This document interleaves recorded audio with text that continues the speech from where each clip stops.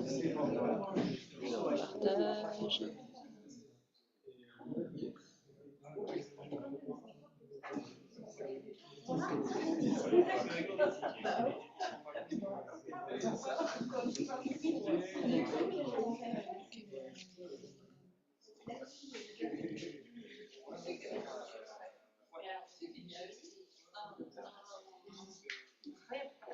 Bonjour à toutes et à tous. Donc aujourd'hui, on a le plaisir d'accueillir Karine Bochard de l'ENS Rennes qui va nous parler de théorie du contrôle et de méthode de splitting.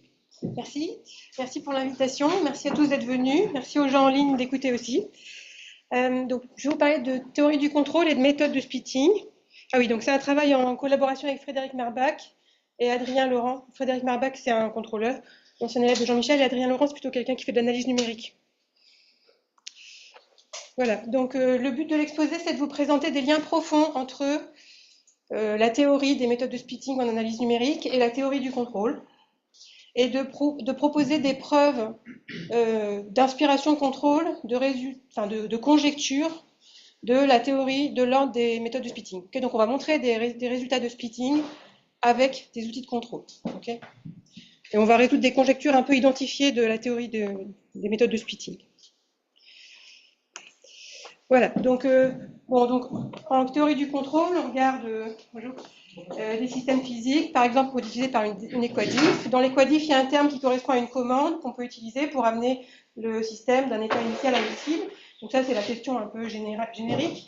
Alors, pour préciser un tout petit peu les choses dans l'exposé, je vais donner une définition. Okay, donc, je vais définir la contrôlabilité locale en temps petit, qui est un peu la question infinitésimale du contrôle, le fait de pouvoir bouger localement. Okay, donc, il me faut un tout petit peu de notation. Donc, on se donne M un entier, F0, F1, Fn des champs sur Rd réguliers. On suppose que F0 s'annule en 0. Et on regarde cet équadif, donc x' égale F0 de x plus la somme des uj Fj de x. Okay, donc comme F0 s'annule en 0, x égale 0 est solution quand il n'y a pas de contrôle, c'est-à-dire quand les uj sont nuls. Et donc on essaye de bouger localement autour de cet équilibre-là. Et donc la contrôlabilité locale en temps petit, on peut la définir comme ça. Donc pour tout temps et pour toute taille maximale de l'état, delta, il y a un voisinage de 0 dans Rd, tel que tout point de ce voisinage de 0 s'atteint avec un contrôle U dans L1, contrôle qui permet à l'état de rester petit. Okay, donc c'est local au sens l'état reste petit. On ne visite pas des valeurs des champs loin de 0. On reste dans un petit voisinage. Ok, donc ça c'est la question infinitésimale du contrôle. Donc si le système est linéaire, on a une condition nécessaire et suffisante de contrôlabilité, c'est la condition de rang de Kalman, et du coup le système est localement contrôlable, s'il est globalement contrôlable, et ça marche en tout temps, donc ça c'est très facile.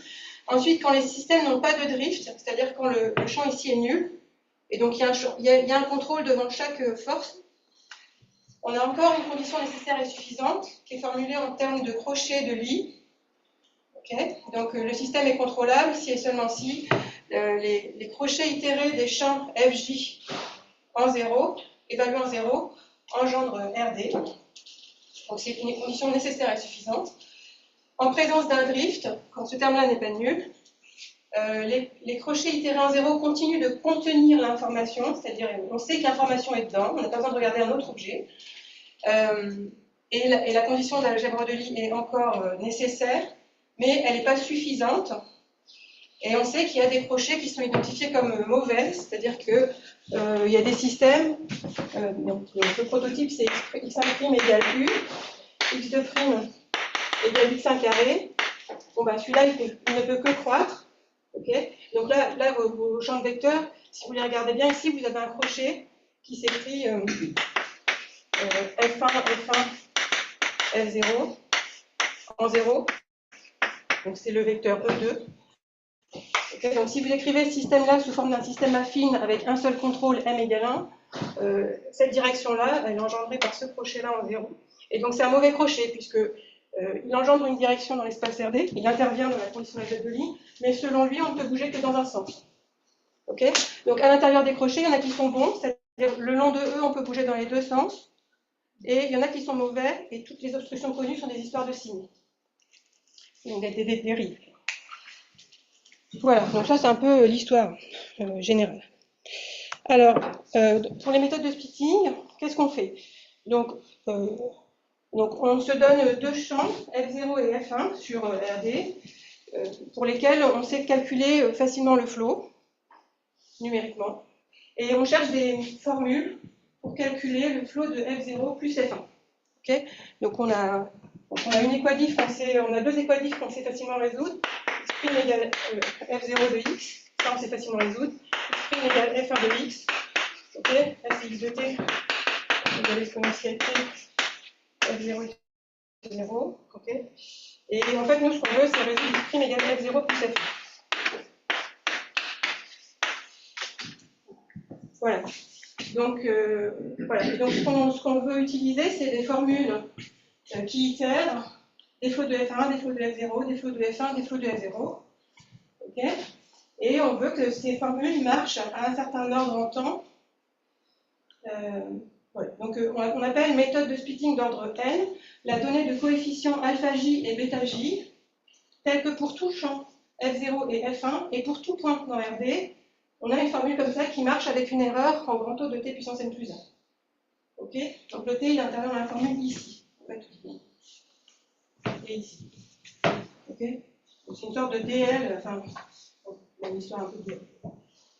Ok, donc des exemples classiques sont donnés par la formule de Litrotter, qui vous donne une méthode de splitting à l'ordre 1, et la méthode de Strang, qui donne une méthode de splitting à l'ordre 2. Ok, donc si on ne met aucune contrainte sur les coefficients alpha j, c'est-à-dire on autorise les coefficients alpha j et bêta j, les deux, à être des nombres réels quelconques, positifs ou négatifs, on sait que pour tout n, il existe une méthode de splitting d'ordre n. C'est un résultat un peu folklorique de la méthode, de la théorie des méthodes de splitting. Ça peut se montrer en partant de Strang et en l'itérant de façon un peu maligne. Voilà.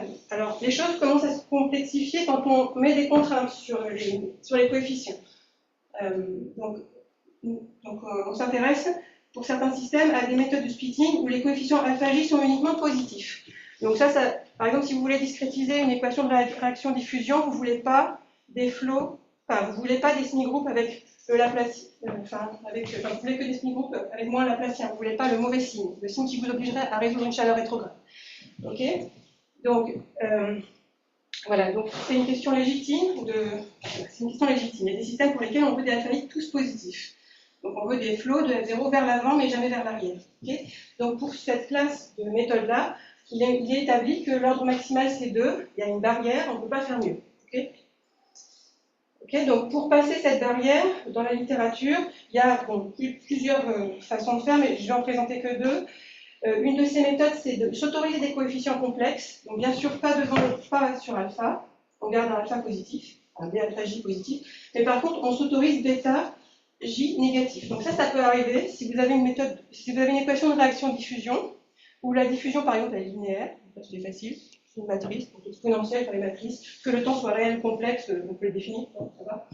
Et parfois aussi en non linéaire, il y a certaines non-linéarités pour lesquelles le flow a un sens même si le temps est complexe. Okay, et des fois c'est explicite. Okay, donc pour ce genre de système, ça peut être intéressant d'avoir des méthodes où les alphas sont positifs et les bêtas sont complexes. Et donc ça permet d'assouplir la question et de monter un peu plus haut en ordre.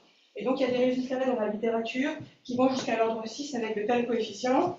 Et si vous autorisez même alpha à être complexe à partie réelle positive, vous pouvez monter à l'ordre 44. Okay, et il y a peut-être d'autres résultats que je ne mentionne pas parce que je ne connais pas toute la littérature. Enfin, il y a tout un axe autour des méthodes à coefficients complexes.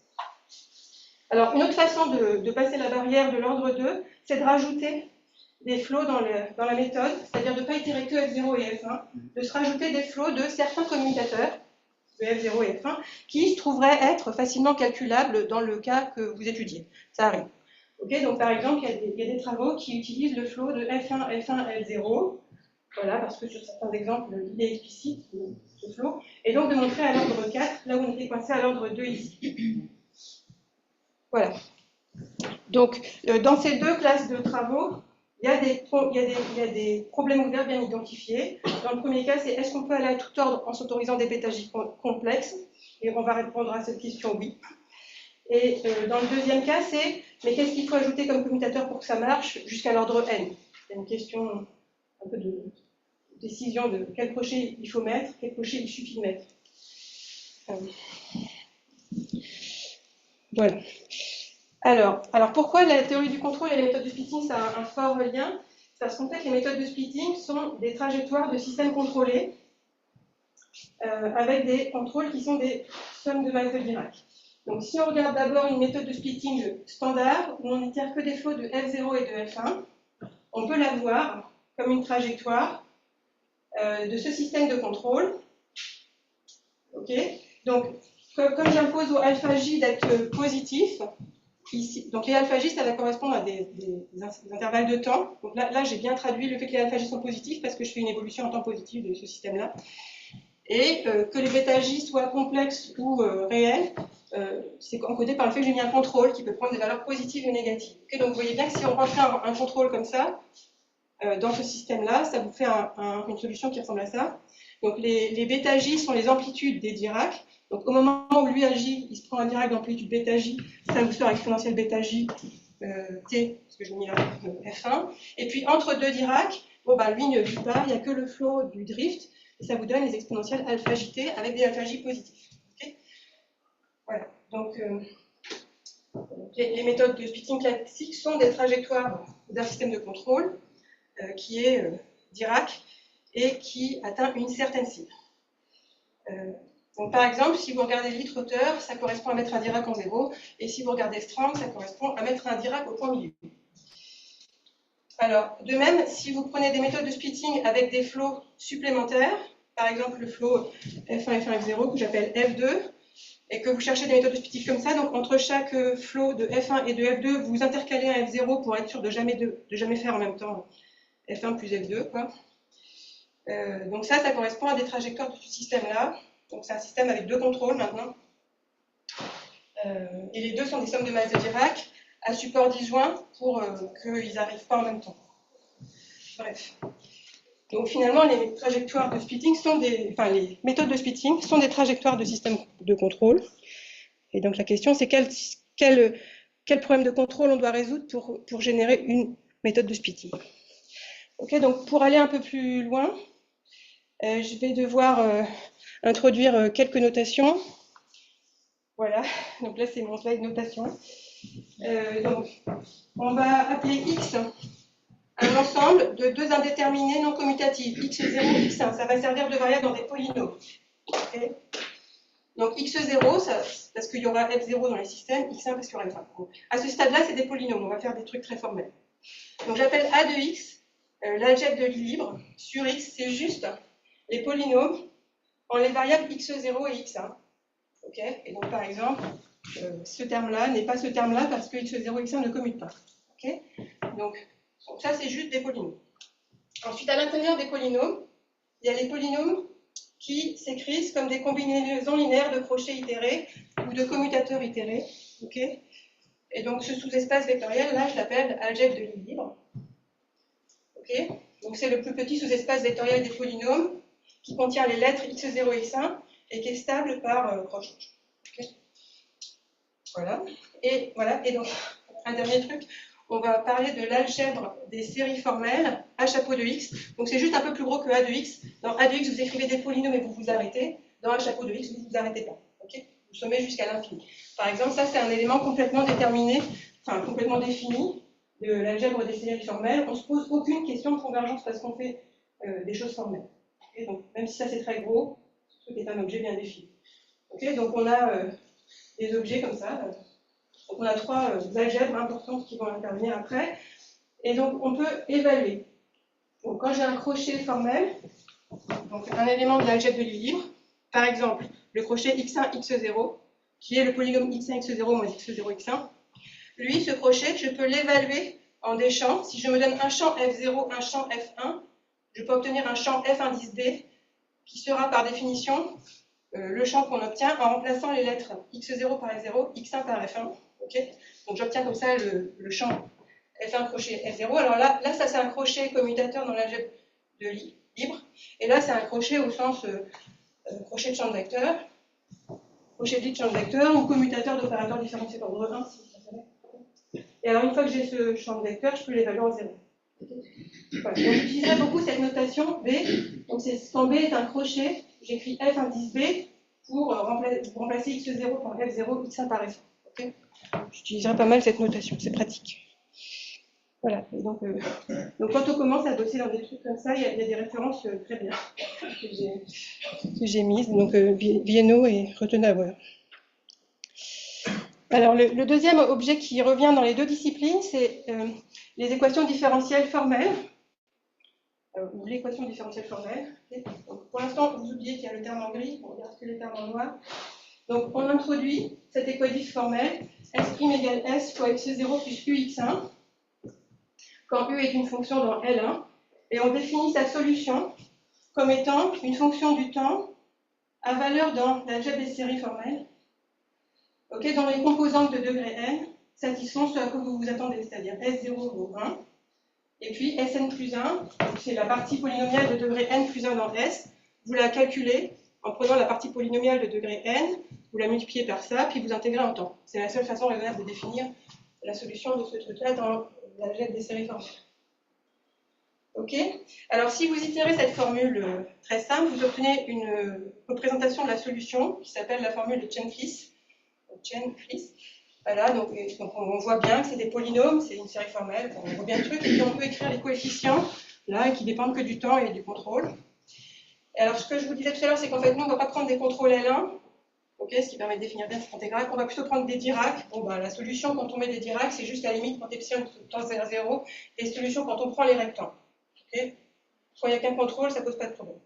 Après, quand on va regarder des méthodes de splitting où on rajoute des crochets, la quadrique formelle sous-jacente, c'est plutôt celle où on ajoute aussi un terme ici. Et du coup, là, c'est un petit peu embêtant. Il faut vraiment prendre des Dirac qui sont à support disjoint pour ne pas faire trop n'importe quoi. Enfin, voilà. Voilà, donc on les prendra à support disjoint.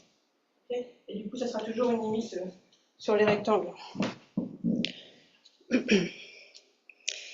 Ok. Et alors, pourquoi cette équation formelle, elle est super importante? Parce qu'on a un principe de linéarisation qui permet de transformer une équadif, prime égale f0 de x plus uf1 de x, en une équation linéaire sur des opérateurs. Ok. Et donc, c'est juste la méthode des caractéristiques à l'envers, en fait. Donc, vous partez d'une équadif et puis vous obtenez une DT linéaire de transport. Okay, c'est à l'envers. Donc, et donc, ce qui est intéressant, c'est qu'une fois qu'on a cette. Donc, l'opérateur qu'on prend, c'est l'évaluation le long de la caractéristique authentée. Okay, une fonction, c'est infini sur RD à valeur dans R, est envoyée sur une fonction, c'est infini sur RD à valeur dans R, qui est juste l'évaluation sur les caractéristiques authentées. Okay, et donc, bon, vous êtes habitué, donc ça fait une équation de transport, et donc au moins au niveau faible des opérateurs, quoi, le L de T vérifie un truc comme ça, qui ressemble beaucoup à notre équation différentielle formelle. Et donc, ce qui se passe, c'est qu'on développe de l'algèbre là-dessus, et ensuite, on le passe là-dessus. Et une fois qu'on l'a là-dessus, bah, on l'applique à toutes les fonctions phi, c'est infini. Par exemple, les applications coordonnées. Et donc, x flèche sa coordonnée xj, c'est une fonction phi très raisonnable. Et une fois que vous avez récupéré toutes les coordonnées, bah, vous avez récupéré x, d'accord? Donc, vous reconstruisez x comme ça. Voilà. Alors, donc bien sûr, on va faire des troncatures, et puis on a besoin d'approximations pour arriver sur des méthodes de splitting. Donc, si j'appelle S indice de Rantaine la partie polynomiale de degré inférieur ou égal à n de S, qui est une série formelle, hein, donc je coupe la queue au-delà des polynômes de degré n. Okay. Et que, donc je prends cette série formelle, dedans j'ai des variables x0 et x1, je les remplace par f0 et f1, qui sont des champs de vecteurs, okay, qu'on identifie à des opérateurs différentiels d'ordre 1, f0, scalaire grade, f1, scalaire grade. Ça vous fait un opérateur différentiel que vous appliquez à toutes les composantes, okay, et vous reconstruisez x comme ça. Alors bien sûr, vous le faites à un terme d'erreur qui scale comme grand O de t puissance n. Donc en fait, la longueur des crochets, enfin, la longueur des termes qui interviennent ici vous dicte la taille de l'erreur en quantification de t. Parce qu'en fait, ici, je rentre t, f. Okay. Donc quand j'ai x0, je mets t f0. Quand je mets x1, je mets t f1. Donc forcément, ça, c'est un polynôme de degré n en t. au plus n en t, et donc j'ai un reste comme ça. Voilà. Et donc, quand on voit les choses comme ça, on se rend bien compte que c'est une histoire de faire atteindre à cet objet formel, ou sa troncature, exponentielle x0 plus x1. Parce que si on le fait au niveau formel, ben on l'aura au niveau réel pour toutes les trajectoires, tout f0, tout f1. On formalise la question. Alors, donc ça, c'est le principe général. Si on veut le faire un peu plus proprement, il nous faut un petit peu plus de définition. Donc, j'introduis l'algèbre de Lie libre nilpotente d'indice n, à n. Bon, c'est pas très compliqué, c'est juste les polynômes de degré O plus n. Je les multiplie exactement comme d'habitude, et à chaque fois que j'ai un terme de degré plus que n, je l'efface. Donc, comme ça, c'est forcément nilpotent. Ensuite, à l'intérieur de AN, on définit l'algèbre de Lie libre nilpotente d'indice n, c'est juste l'espace vectoriel engendré par les crochets itérés de f0 et de f1 qui sont de longueur au plus n, de degré au plus n. Ok, et donc à l'intérieur de AN, il y a un groupe de Lie qui est l'exponentielle, enfin l'image par l'exponentielle de Ln de x. Donc c'est un groupe parce que vous avez la formule de CBH qui vous dit que si vous prenez deux éléments là-dedans, vous les multipliez, c'est encore un élément là-dedans, parce que le Z ici, vous pouvez l'écrire comme une série de crochets de A et de B. Okay, formule très connue. J'ai mis les premiers termes, mais ça ne s'arrête pas bien sûr. Voilà, donc c'est un groupe, et en fait c'est une variété différenciable, et même analytique. Et donc, vous mettre une équation là-dessus. Et donc ce qui se passe, c'est que la troncature de la série formelle de tout à l'heure, si je tronque au degré n, elle résout une équation formelle dans ce groupe de Lie. Voilà.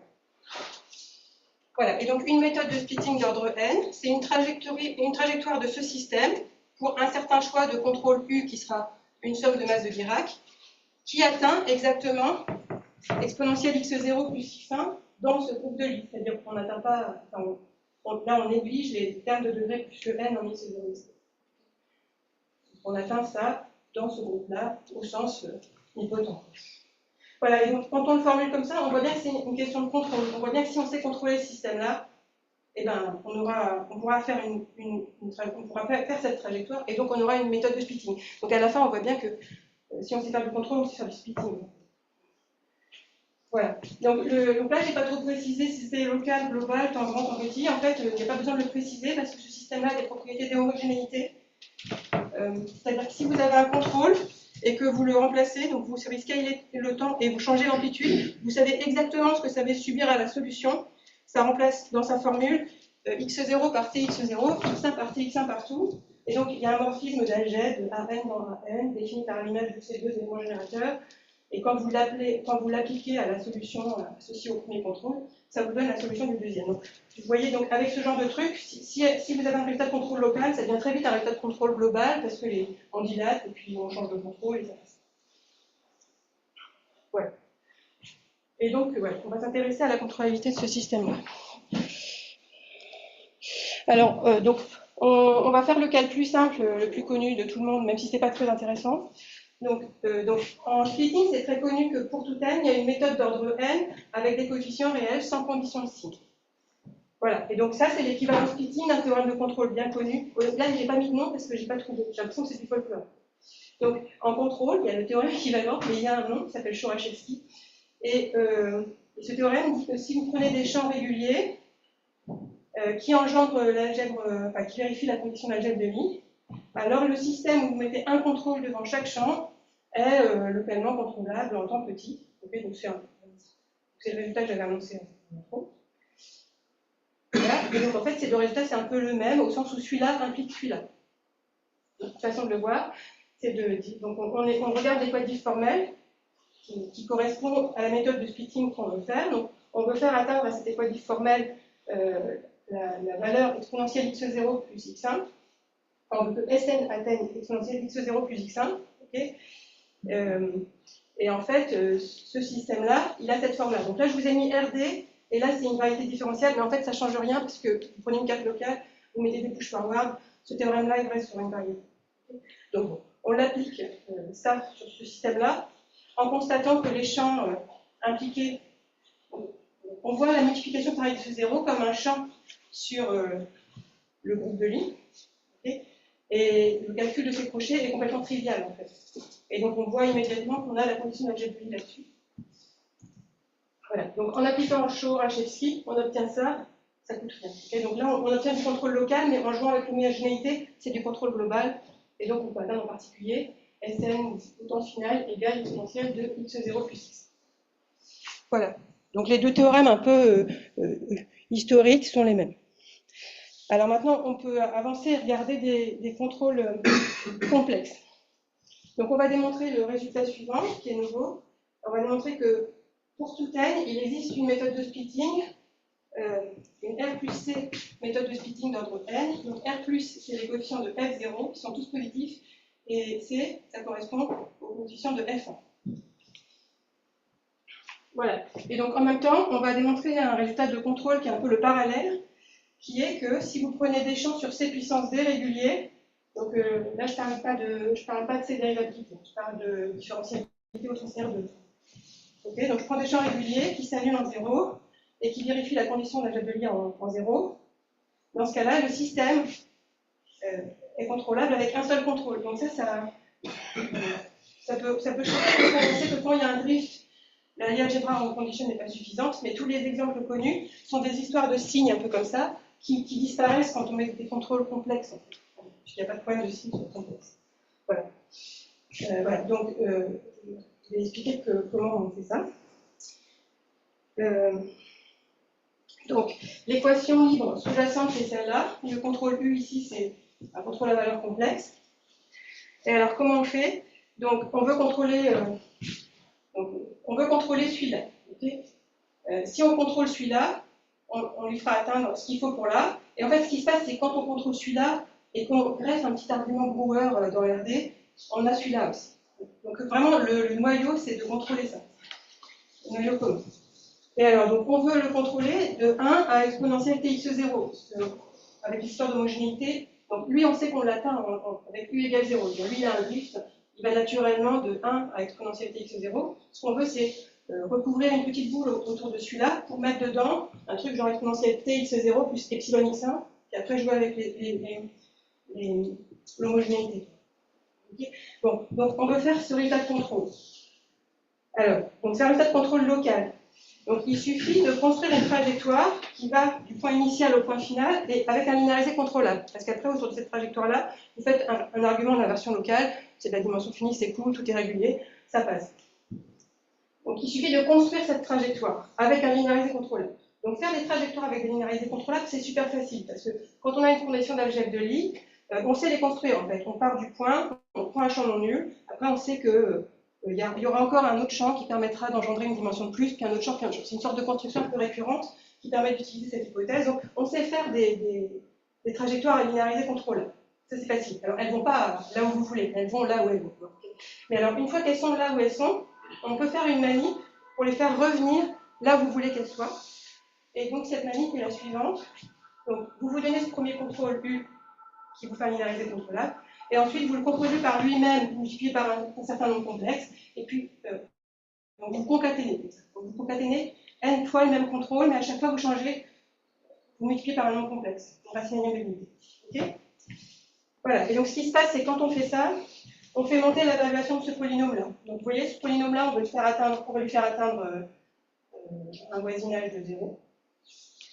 Et donc c'est un polynôme, on veut lui faire atteindre la voisinage de 0. Et en fait, on fait monter on veut lui faire atteindre 0, exactement 0. Et donc, au début, il est un polynôme de degré n avec une certaine valuation. On fait cette manie, on monte la valuation, on la refait, puis au bout d'un moment, on a dégagé tout le monde puisque il est de degré n. Okay, donc, il faut juste comprendre pourquoi les racines énièmes de l'unité, qu'est-ce qu'elles font, pourquoi elles sont bien. Okay, donc, je vous explique pourquoi ça marche en fait. Alors, c'est plus confortable d'écrire Sn, enfin de factoriser dans Sn l'exponentielle tx0 et de faire atteindre au candidat qu'on met ici 0.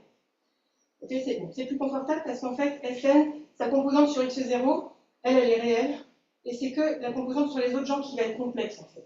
Donc là, on a dégagé la partie réelle qu'on ne contrôle pas trop en fait. Elle suit le temps en fait. Et par contre, les autres, elles, on agit vraiment dessus. On est en train de mieux identifier l'espace atteignable. Bon, donc c'est plus confortable d'écrire les choses comme ça. Et donc ce qui se passe, c'est que sur ce Zn là, quand vous lui rentrez la concaténation de deux contrôles, vous obtenez la somme des deux solutions associées à chacun des deux contrôles, plus des termes de valuation supérieure. Donc ça se voit parce que c'est une conséquence de CBH. Donc, si vous écrivez la solution de ça autant T1 plus T2 en utilisant cette formule, okay, donc le Sn autant T1 plus T2 en utilisant cette formule, ça vous donne exponentielle T1 plus T2 x0, exponentielle Z. Ah, j'ai un N. Voilà. Okay, et comme c'est. Il y a un côté groupe, quoi. En fait, on peut l'écrire exponentielle T2 x0, exponentielle Zn, Z de T2 U2, fois la condition initiale qu'il faut remettre dedans, comme ça. Okay. En fait, il y a un côté groupe, c'est-à-dire que quand vous changez la condition initiale, il faut juste prendre la solution qui part de 1 et la multiplier par la condition initiale pour obtenir la solution. C'est ça que j'utilise ici. Voilà, et donc, quand vous avez écrit ça, on va multiplier par l'exponentielle moins 8, là, ça vous donne ça comme formule.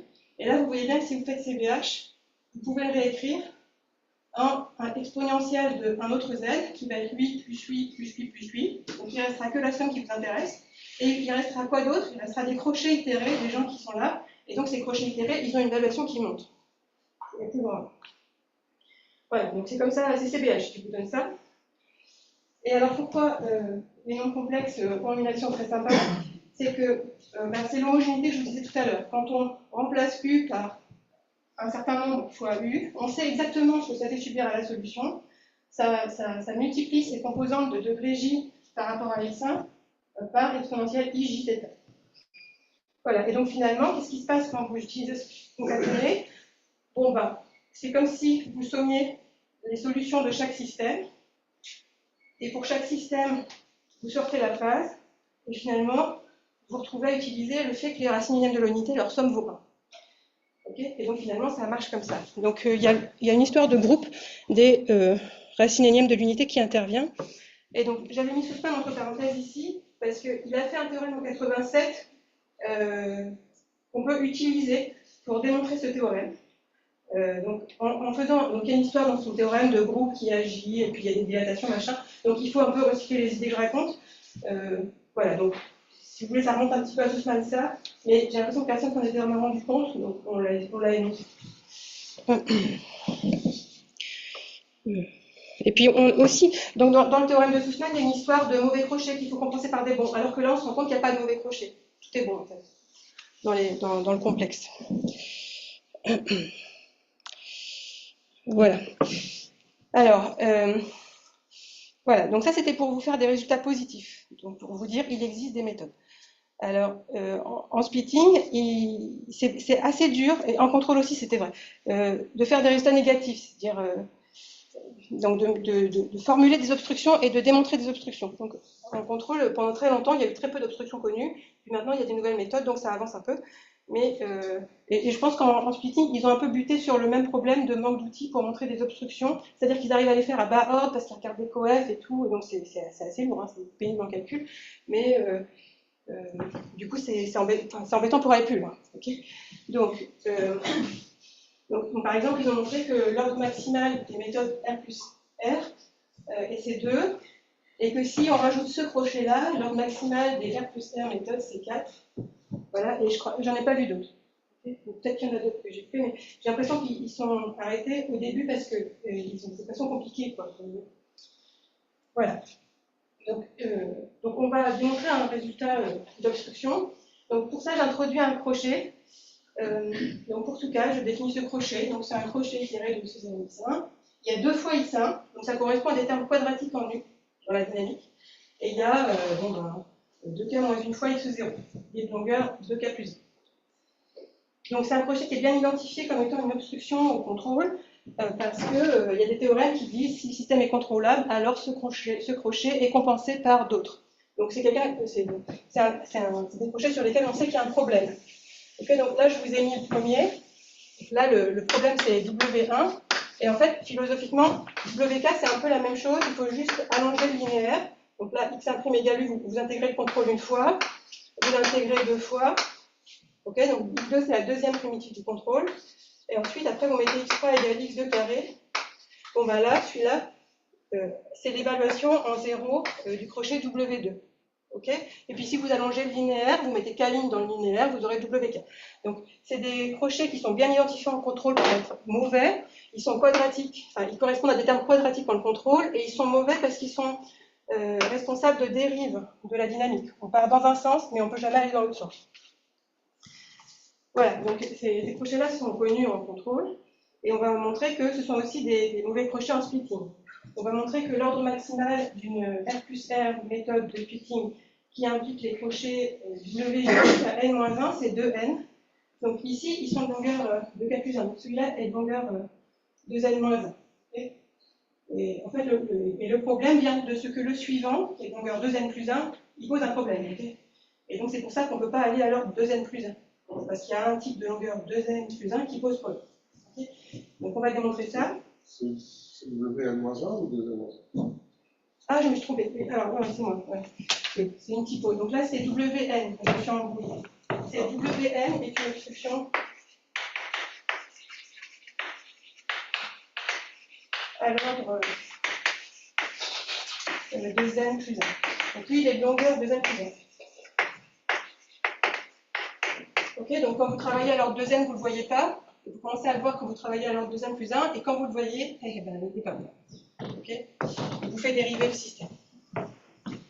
Ok, donc comment on montre ça? Donc on va utiliser un outil qui est le produit infini de Sussman. Donc c'est une façon de représenter la solution de l'équation formelle avec un produit d'exponentielle. Vous voyez, donc quand on fait Magnus, on écrit la solution formelle comme l'exponentielle de quelqu'un, et là on écrit plutôt comme un produit d'exponentielle. Alors là, on met une base de L de x, donc il faut prendre une base de Al de L de x, donc L de x, c'est l'algèbre de l'équilibre, donc A de x, l'algèbre des polynômes. Il y a une base canonique, des polynômes élémentaires. Sur A de x, prenez ça. Ça fait une base canonique. Ça. Et vous en mettez autant que vous voulez. En revanche, dans L de x, il n'y a pas de base canonique. Bon, bien sûr, ça doit tout faire, donc il y a quand même une base. Mais il y a plein de bases en fait. Mais donc des bases bien identifiées, bien pratiques. J'ai l'impression qu'une seule classe, c'est les bases de Hall. Okay, donc c'est un concept de base qui est défini d'une façon assez algorithmique, c'est-à-dire ça vous donne une propriété, puis en gros quand vous avez les jambes jusqu'à la longueur n, ça vous permet de construire les jambes de longueur plus grande. Voilà. Et donc si on prend une base de L de x, on peut représenter l'état comme un produit indexé par cette base d'exponentielle de ces crochets de la base, fois des fonctionnels ici qui sont explicites. Ça le truc, c'est que elles sont calculables de façon récurrente le long de la base. Voilà. Donc les coordonnées de type 2, c'est ces fonctionnels-là, et leur gros intérêt, c'est qu'elles vérifient une récurrence. Donc les bases de L, c'est des ensembles ordonnés. C'est pour ça qu'il y a une flèche là. On définit le premier, puis le suivant, puis le troisième. Et donc le produit ici est ordonné selon l'ordre de la base. Voilà, et c'est par récurrence, selon l'ordre de la base, qu'on définit les coordonnées. En tout cas, on a une formule cool. Et donc, pour les crochets qu'on regarde là, on a des formules explicites faciles. Et donc, on peut voir des histoires de signes. Ouais. Le n dans le théorème, il est calculé. N, oui. Donc, par exemple, si vous faites n égale 0, il n'y a pas de... en fait, n égale 1, il n'y a personne. Okay. N égale 1, il n'y a pas de crochet à ajouter. D'accord. Okay. Et donc, c'est juste, ça revient ici. En fait, l'ordre maximal d'une méthode de splitting, c'est 2, et on existe une, c'est strong. Okay. Et donc, ça contient ça. Ensuite, pour n égale, je fais n égale 1, maintenant je fais n égale 2. Okay. Une méthode donc, ça vous dit que l'ordre maximal d'une méthode de splitting qui implique W1, c'est 4. On le savait déjà. Okay. On le retrouve. Mais l'intérêt, c'est qu'on va à tout temps. Alors qu'avant, ils étaient un peu coincés. Voilà, et donc on identifie le problème. On identifie le crochet qui pose problème. Ok, donc, Les cibés, là, il y a une façon de les construire par récurrence sur la base. C'est un processus d'élimination de Lazare, donc c'est quelque chose d'algorithmique et de très simple. Je ne vais pas vous le présenter parce que ça va juste vous assommer, mais la philosophie, c'est qu'on a cette formule de représentation, qu'on a des expressions des cibés qui sont particulièrement simples pour les crochets qu'on a là.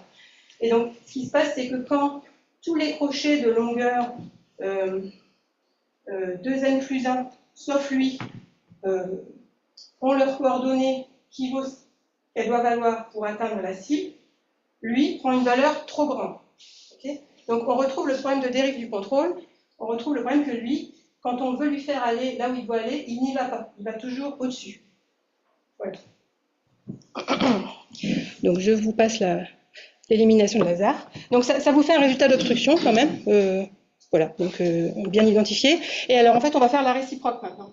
On va montrer que non seulement ça, mais en plus, on peut en construire une. Okay, donc il existe une méthode, une R plus R méthode, d'ordre 2n qui implique exactement ces crochets-là. Donc vous voyez, à chaque longueur impaire, donc lui il est de longueur 3, lui il est de longueur 2n-1.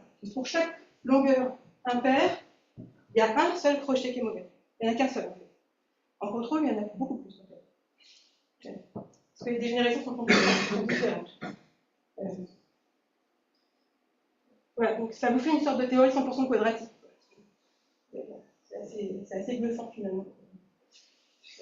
Voilà, donc comment on fait? Donc là, on utilise des sortes d'habitudes de contrôle. Donc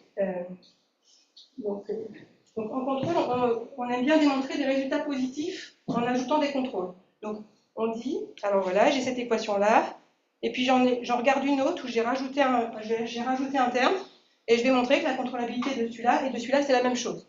Comme ça, après, je travaillerai sur celui-là. Et là, j'aurai plus de contrôle. Et ça sera plus facile. Okay, donc, il y a un peu ce sport un petit peu là, qui consiste à enrichir les contrôles pour en mettre de plus en plus dans l'équation. Et à la fin, il y en a tellement qu'on y arrive. Okay, c'est un peu ça l'idée. Bon, alors, voilà. Et donc, il y a... peut-être vous admettez que quand, dans la liste ici, j'ai add f1 carré de f0, et bien en fait, je peux rajouter le crochet de f1 et de f0. Ça prend un petit peu de temps à faire. Donc, admettez un peu. C'est un peu du sport de contrôle habituel. Voilà, donc maintenant, je vous explique comment on fait ça en admettant ça.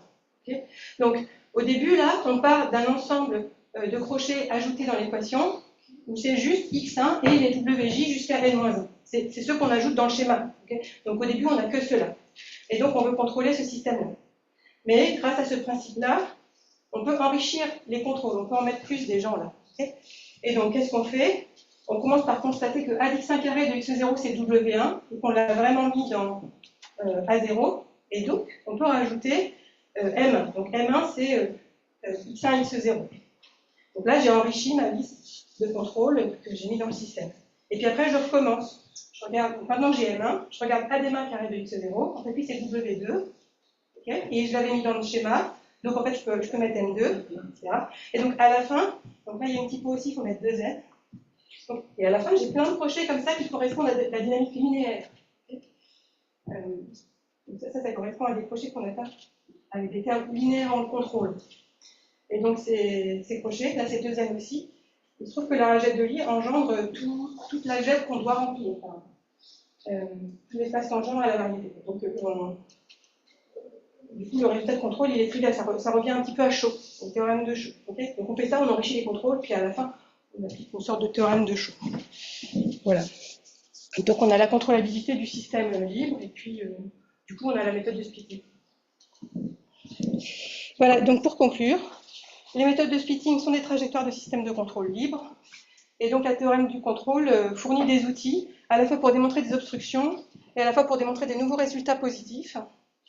Donc ces outils permettent aussi de formaliser les choses, et donc d'arrêter de faire des choses au cas par cas, de faire des trucs un peu généraux. Bon, alors je ne vous cache pas que l'inconvénient, c'est que ce n'est pas très constructif. Donc à chaque fois que je vous ai fait un résultat positif de splitting, il y avait une petite inversion locale cachée, et donc c'est pas si constructif que ça. C'est pas comme les RR méthodes, où on prend Strang, et puis on compose, et puis on y arrive, et puis ça marche toujours. Là, c'est pas super explicite. Voilà, bon, mais néanmoins, ça permet de faire des théorèmes, quoi, des résultats abstraits.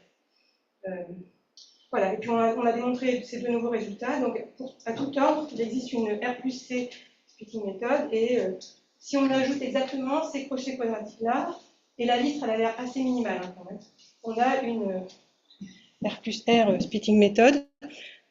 Ça fait une théorie 100% quadratique. Voilà, donc je termine avec un petit peu de pub pour les annales de la faculté des sciences de Toulouse. C'est un journal vertueux grâce au Centre Mersenne, donc je vous encourage à envoyer vos articles. Voilà, et si vous avez des questions, je réponds.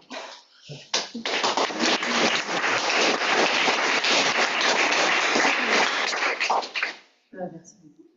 On va commencer par les questions dans la salle.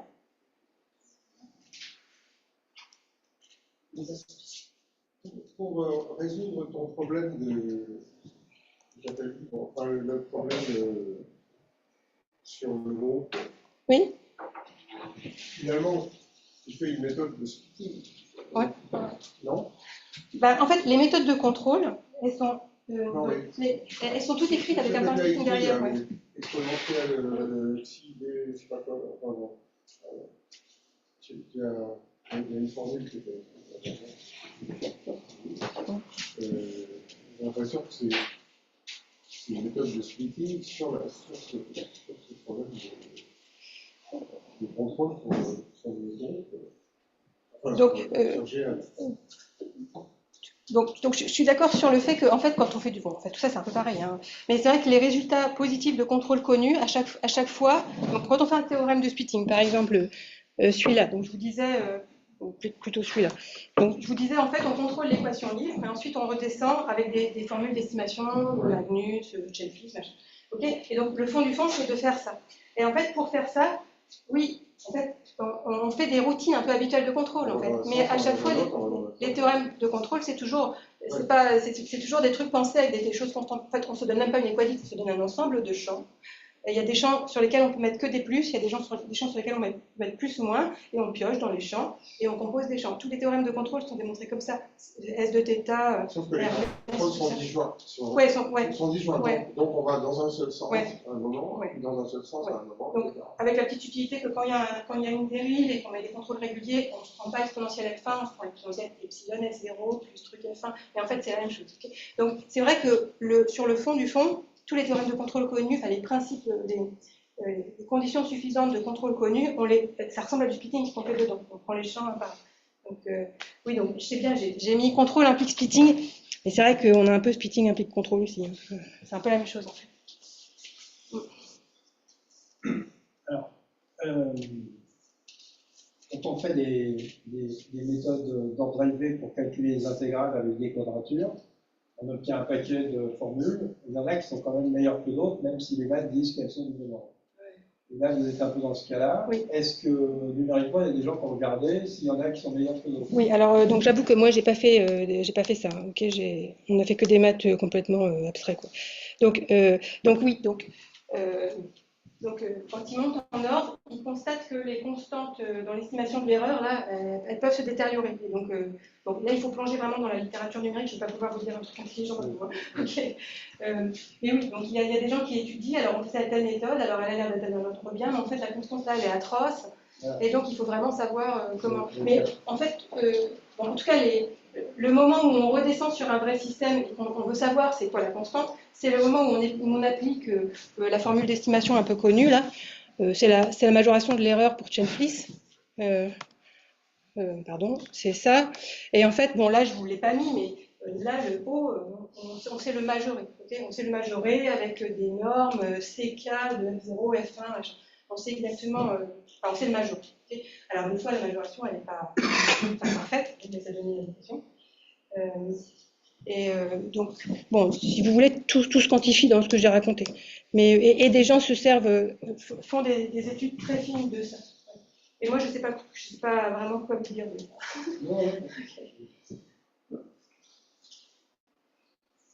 C'est à Bruno Desprez qui a une question.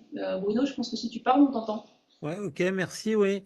Moi, j'ai une question parce qu'à un moment, tu en as parlé au début de dire que tu prends, d'ailleurs, c'est peut-être là, que des coefficients positifs ou que des ou si j'ai bien compris, des coefficients complexes à partir L positive. Je comprends pas très bien, il faudra que tu me rappelles, mais du coup, tu as éjecté à un moment la possibilité d'utiliser des pas de temps négatifs. Je pose la question parce que dans les méthodes numériques, pour l'hyperbolique, hein, pas pour le parabolique, hein, pour l'hyperbolique, il y a des techniques de splitting de numériciens qui utilisent beaucoup des séquences avec des pas de temps négatifs. Oui. Et donc, je ne sais pas très bien où est-ce que ça se situe. Les pas de temps positifs, c'est plutôt pour les gens qui font du parabolique, ouais. C'est pour les Ouais, gens c'est qui ça, c'est ça. Mais si on décide qu'on ne fait pas de parabolique, qu'on fait de... Alors, du coup, il n'y a pas besoin de faire rien parce qu'on sait déjà qu'il y a des méthodes à tout ordre. Enfin, bon, du point de vue, du strict point de vue de la théorie de l'ordre, Ouais, il y a des méthodes à tout ordre. d'accord. OK. Il y a Ok. des problèmes Donc, que quand on met des contraintes sur les coefficients. Enfin, il y avait des problèmes. d'accord. Donc, ce que tu veux dire, c'est qu'une autre façon de dire les choses, c'est qu'il n'y a pas besoin d'utiliser des séquences de splitting à pas de temps négatif, quoi, en résumé. Bah, Ah, donc, si on se restreint à des pas de temps positifs, il y a des ouais. restrictions d'ordre qui obligent à soit mettre des coefficients complexes sur l'autre champ, soit Ouais, ça, on n'a pas rajouter des envie. contrôles dans la méthode. Et bon, en fait, il y a d'autres façons de résoudre le problème. Ah, Je ne vais pas d'accord. tout OK. présenter. Ok. Euh, D'accord. il y a une autre façon qui est de considérer des ensembles de champs qui vérifient des conditions qu'on appelle de dégénérescence. Par exemple, D'accord. l'ensemble Ouais. des Tu rajoutais des crochets de lit, quoi. Voilà, c'est ça. voilà, et on Des rajoute, enfin, et Ouais. à l'intérieur de ces champs-là, par exemple, ceux pour lesquels ce champ est nul, bien sûr, il ne crée pas d'obstruction. Donc, D'accord. OK. bon, donc Merci. il y a des tas de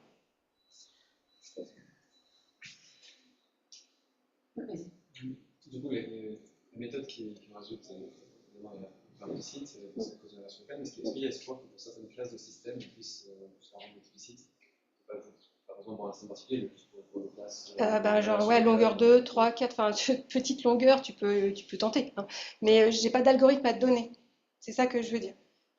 Donc, parce que, en fait, bon, moi j'aime bien l'argument complexe, donc je l'ai raconté. Donc là, vous avez l'impression que je fais quelque chose de complètement algorithmique. Je prends U, je multiplie, machin, je concatène et tout, ça c'est super cool. Mais en fait, ça vous fait revenir votre trajectoire à exponentielle tx0. Et vous, après, vous devez bouger un petit pouillème là, pour mettre un petit peu de x1 ici. Et c'est à ce moment-là qu'il faut faire une inversion locale. Et là, du coup, c'est pas. C'est foutu. Hein. Ouais, ça reste un peu constructif quand même, la version locale. Ouais, si tu veux. Non, mais par rapport aux méthodes sans contrainte sur les coefficients, où on prend strang, on itère strang, et vous prenez vos pas comme ça, et hop, c'est super, tu vois. Là, on n'est pas à ce niveau d'explicite là. Alors du coup, j'ai une autre question associée à la mais à quel point c'est stable par perturbation parce que tu vois, donc tu dis que tu fais un truc d'inversion, je sais pas si ça fait des sens, mais Ben, vas-y, précise ta question.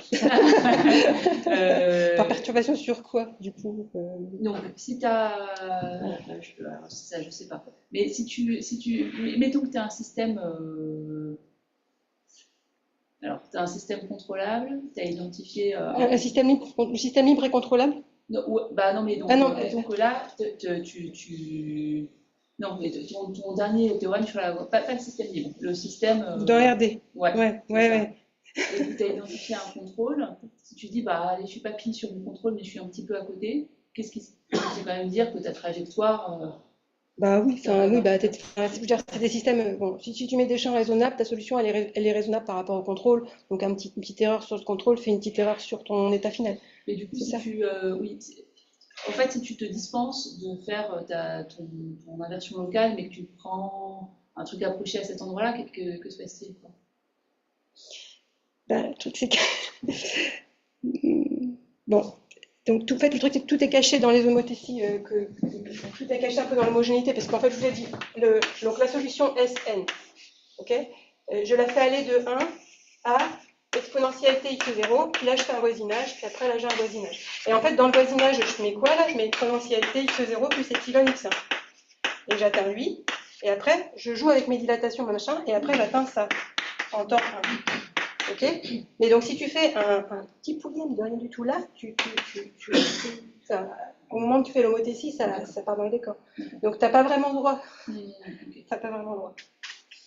Merci. Est-ce qu'il y a d'autres questions?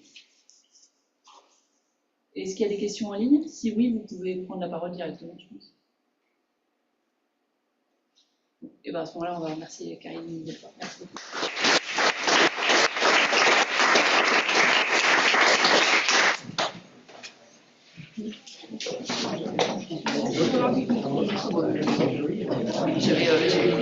J'ai pas mis trop de traits. Bon, ça va.